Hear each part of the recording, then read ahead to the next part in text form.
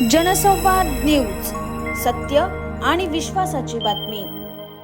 अंबरनाथच्या शिवमंदिर रस्त्यावर आज सकाळी एक भीषण अपघात झालाय। मोटरसायकलने कामावर जाणाऱ्या एका व्यक्तीला कोंबडी टेम्पो चालकाने जोरदार धडक दिल्याने त्याचा जागीच मृत्यू झालाय।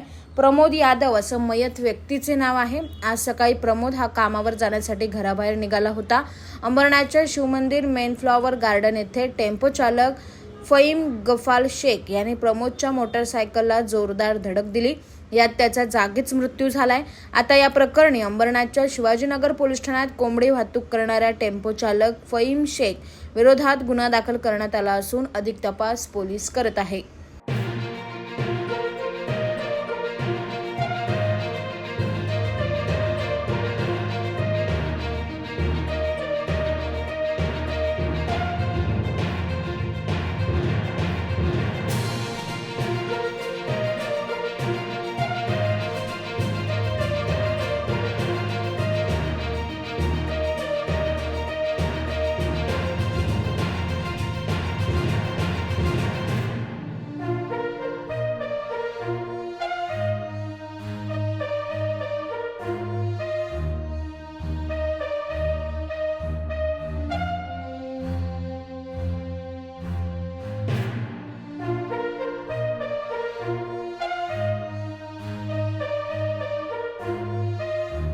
आकाश सहाणे, जनसंवाद न्यूज, अंबरनाथ।